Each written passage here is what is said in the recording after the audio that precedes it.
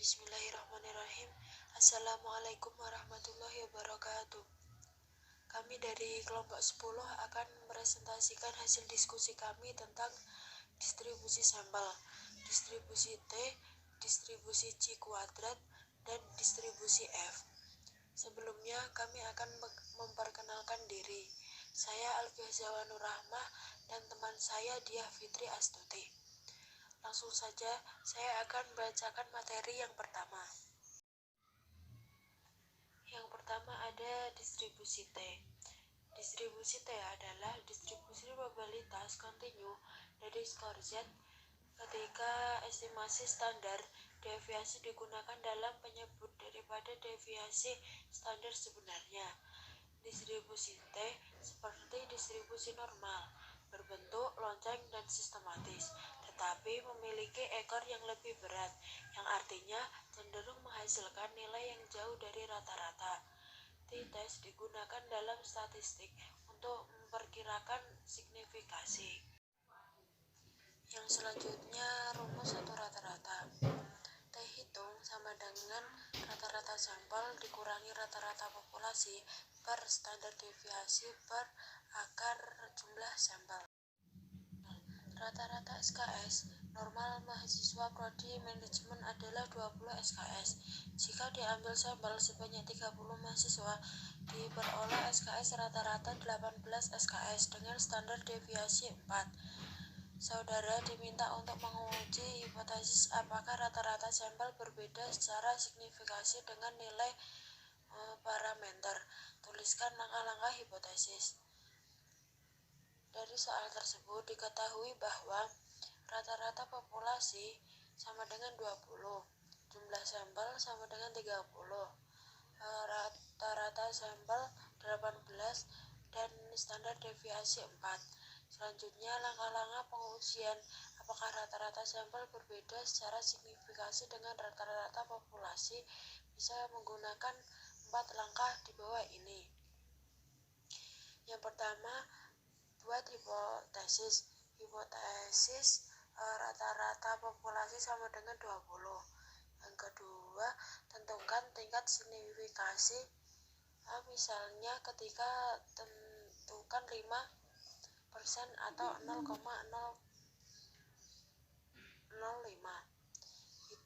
Yang ketiga, hitung menggunakan statistik uji. T hitung sama dengan 18 dikurangi 2 per 4 per akar 30 itu sama dengan 2,739. Yang keempat, tetapkan titik kritis menggunakan tabel T di mana A sama dengan 0,05 dan DF sama dengan jumlah sampel dikurangi 1 sama dengan 30 dikurangi 1 sama dengan 29. Yang selanjutnya ada fungsi distribusi T.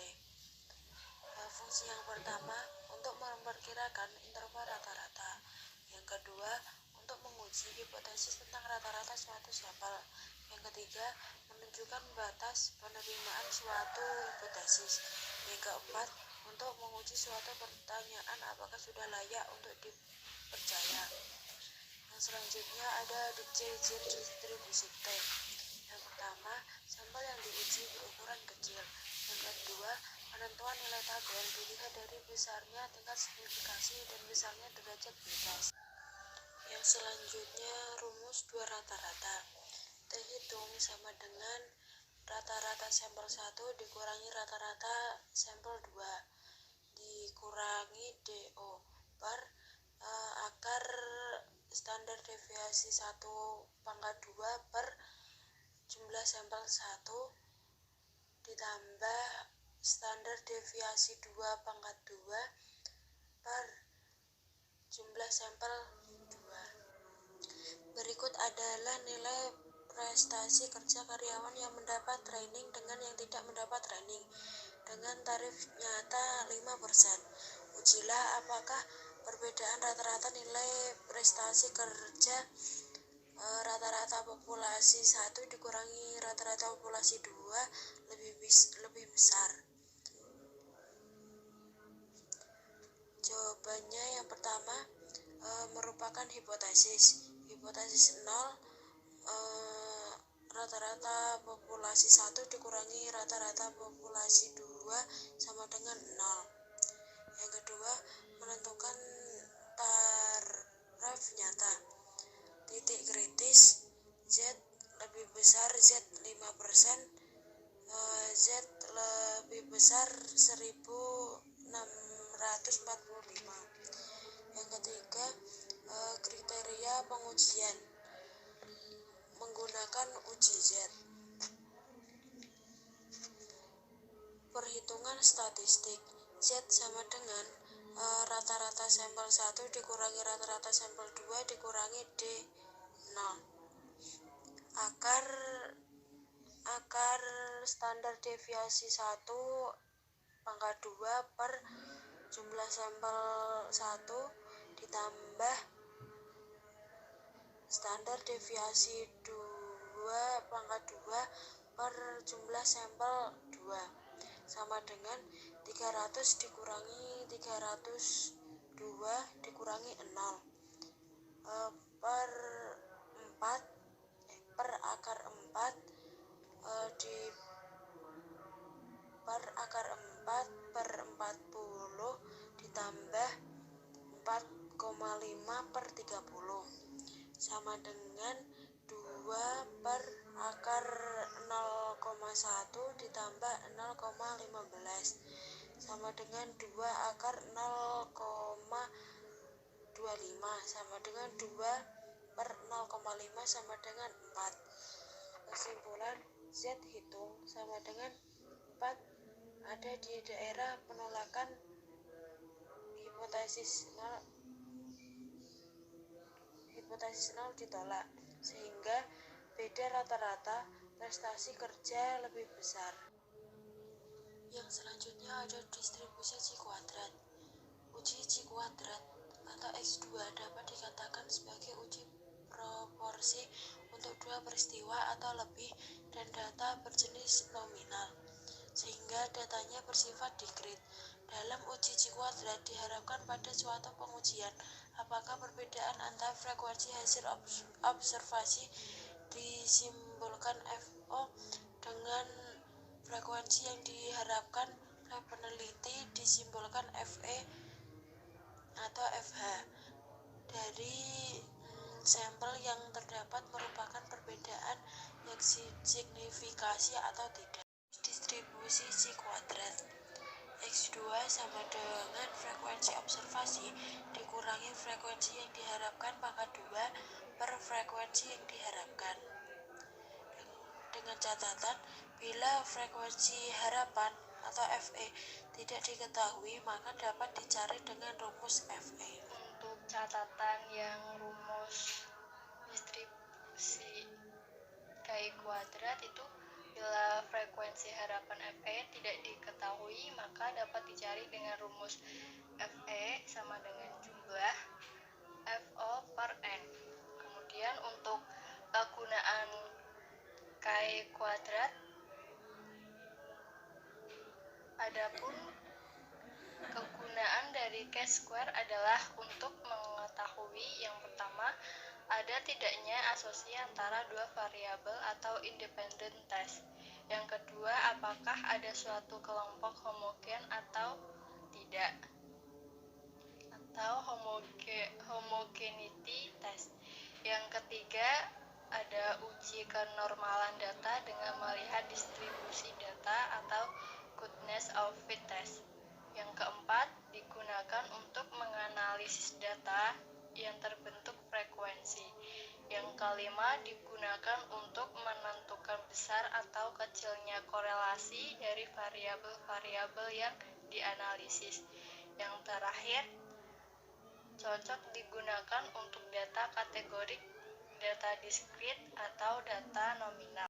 Ada kelebihan dan kelemahan Chi kuadrat. Yang pertama, ada kelebihan. Konsep Chi kuadrat dalam statistik non-parametrik mudah untuk dimengerti. Yang kedua, dapat digunakan untuk menganalisa data yang berbentuk hitungan maupun peringkat atau rank. Yang ketiga, Ada perhitungan yang harus dilakukan pada umumnya sederhana dan mudah, khususnya untuk data yang kecil. Selanjutnya, kelemahan chi kuadrat. Yang pertama, uji ini sensitif terhadap banyaknya sampel yang digunakan. Yang kedua, uji chi-square hanya memberikan informasi tentang ada atau tidaknya hubungan antara kedua variabel. Yang ketiga, uji square hanya bagus digunakan untuk skala data nominal untuk kedua variabel yang diuji. Selanjutnya, contoh soal chi kuadrat. PT Kiwi Sentosa adalah perusahaan transportasi untuk buah-buahan dari Madiun ke Jakarta. Perusahaan menginginkan kerusakan buah yang diangkat tidak sampai 15%. Berikut ini adalah data buah yang rusak selama 6 bulan terakhir, dan data tersebut apakah masih sesuai harapan dari perusahaan dengan taraf nyata 5%.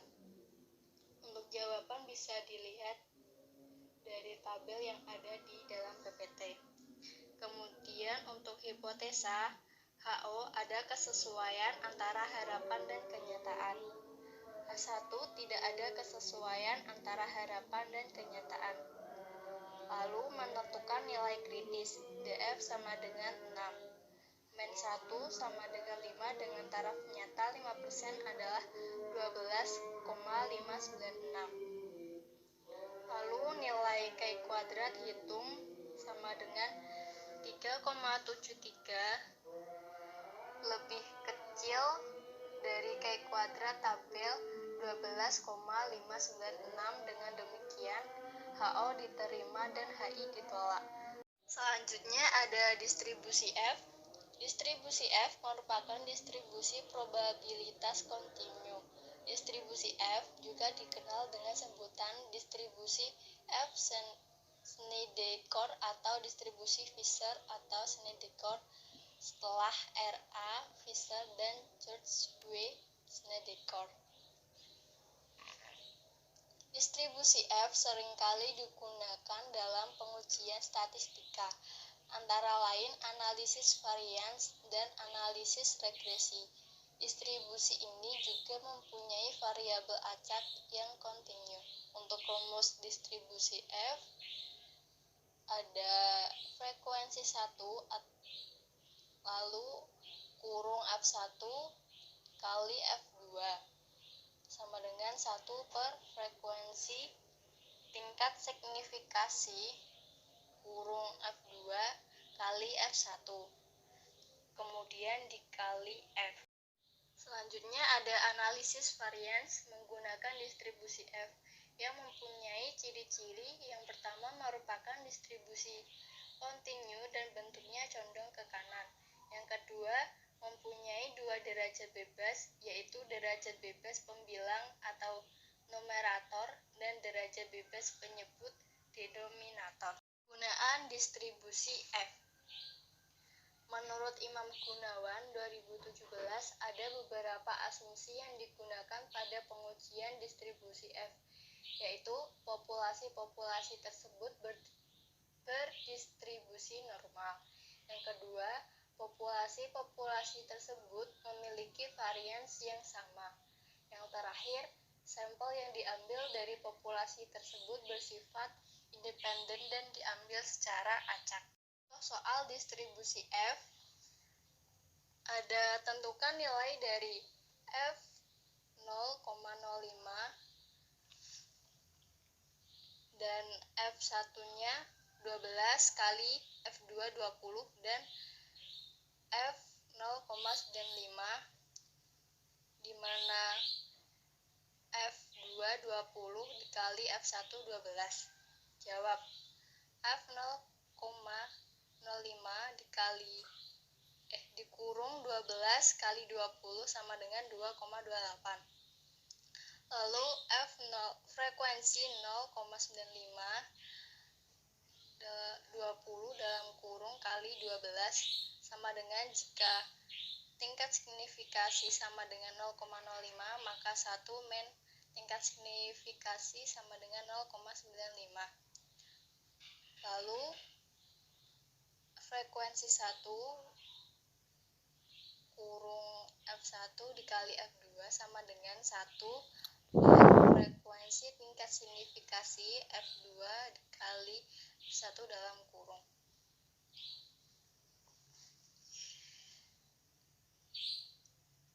F095 kurung 20 kali 12 sama dengan 1 per F frekuensi 0,05 12 kali 20 sama dengan 1 per 2,8, hasilnya sama dengan 0,44.